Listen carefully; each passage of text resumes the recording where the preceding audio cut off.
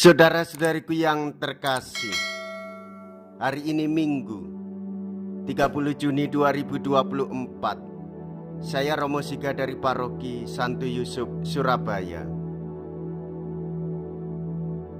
Dalam nama Bapa dan Putra dan Roh Kudus, amin. Kita memasuki hari Minggu biasa ke-13. Suatu pepatah mengatakan demikian: manusia berusaha, tetapi Tuhan yang menentukan. Usaha manusia sangatlah terbatas, namun dalam ambang batas itulah manusia diajak untuk berserah seutuhnya kepada Allah. Karena belas kasih-Nya, Allah tidak membiarkan manusia jatuh dalam kebinasaan. Allah menghendaki manusia mengalami keselamatan. Syaratnya adalah manusia mau datang dan berserah kepada Tuhan. Di dalam perayaan Ekaristi, kita semakin diteguhkan untuk mengandalkan Allah dalam kehidupan kita. Hai anak, aku berkata kepadamu, bangunlah. Mea culpa, mea culpa, mea maxima culpa. Marilah kita berdoa. Allah yang Maha Kasih, Engkau telah mengutus Putra-Mu untuk memberi hidup baru bagi kami. Kami mohon, bangkitkanlah iman kami agar memiliki keberanian untuk berbagi hidup dan talenta kami kepada sanak saudara kami yang berkekurangan. Dengan pengantaraan Yesus Kristus Putra-Mu Tuhan kami, yang hidup dan berkuasa bersama dengan Dikau dalam persatuan Roh Kudus, Allah sepanjang segala masa. Amin. Tuhan bersamamu dan bersama rohmu. Inilah Injil suci menurut Markus. Dimuliakanlah Tuhan. Markus bab 5 ayat 21 sampai dengan ayat 43. Sekali peristiwa setelah Yesus menyeberang dengan perahu, datanglah orang banyak berbondong-bondong lalu mengerumuni Dia. Ketika itu Yesus masih berada di tepi danau. Maka datanglah seorang kepala rumah ibadat yang bernama Yairus. Ketika melihat Yesus, tersungkurlah Yairus di depan kakinya. Dengan sangat ia memohon kepadanya, anakku perempuan sedang sakit, hampir mati. Datanglah kiranya dan letakkanlah tanganmu atasnya supaya ia selamat dan tetap hidup. Lalu pergilah Yesus dengan orang itu. Orang banyak berbondong-bondong mengikuti Dia dan berdesak-desakan di dekatnya.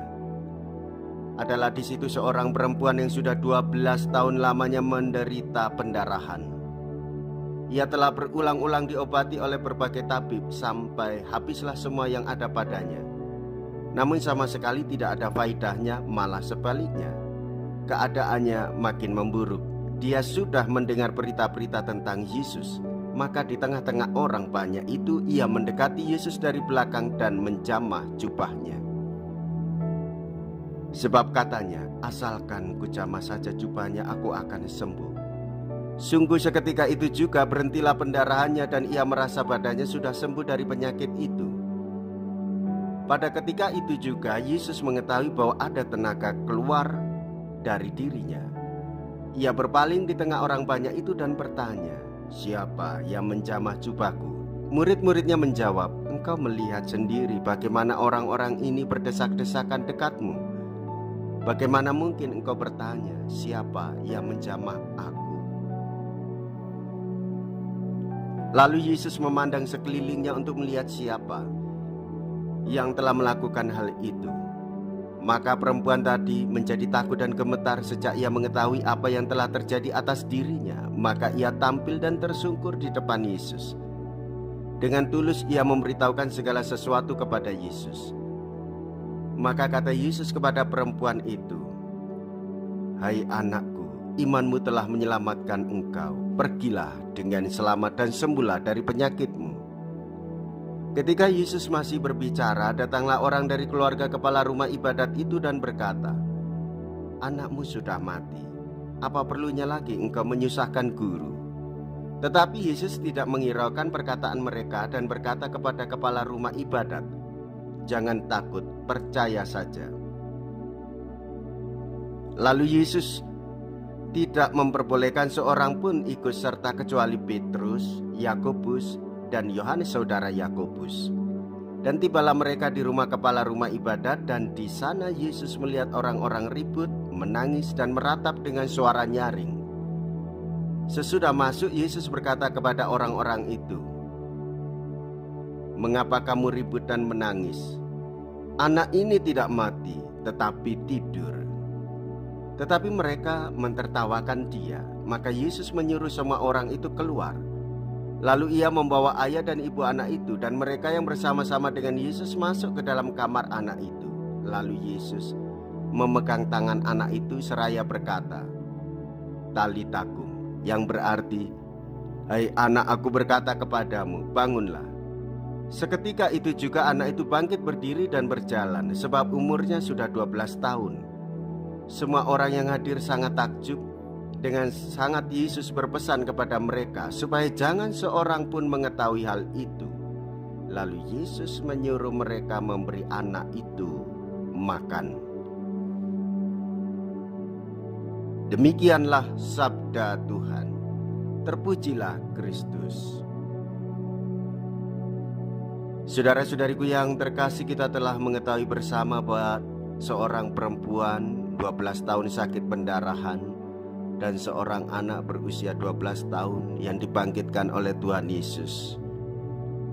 Kita diteguhkan oleh sabda Tuhan yang mengatakan, "Percaya saja." Saudara-saudariku yang terkasih, sebagai orang beriman, kita percaya bahwa Dialah yang menyembuhkan, Dialah yang memberikan kebangkitan kepada seorang anak yang telah mati. Sebagai orang beriman, kita pun hendaknya mewartakan warta sukacita kesembuhan dan kebangkitan kepada semua orang. Hendaklah kita datang kepadanya, bersujud dan menyembah. Hidup kita milik Tuhan. Jikalau kita berani hidup menderita dalam Yesus, maka kita akan dipermuliakan di dalam Kristus. Terpujilah nama Yesus, Bunda Maria, dan Santo Yosef untuk selama-lamanya.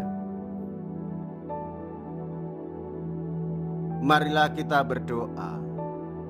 Allah yang Maha Kasih, kami bersyukur karena telah Kau berkenankan untuk mengambil bagian dalam perjamuan kudus Putra-Mu. Semoga kami semakin kuat dalam iman, teguh dalam pengharapan, dan berkembang dalam cinta kasih, sehingga pada saat akhirnya nanti kami kedapatan layak untuk menerima anugerah kebahagiaan kekal dengan pengantaraan Kristus Tuhan kami. Amin. Tuhan beserta kita sekarang dan selama-lamanya. Semoga Allah yang Maha Kuasa memberkati saudara sekalian, Bapa dan Putra dan Roh Kudus. Amin. Saudara-saudariku yang terkasih, pergilah. Ibadat sabda sudah selesai. Syukur kepada Allah.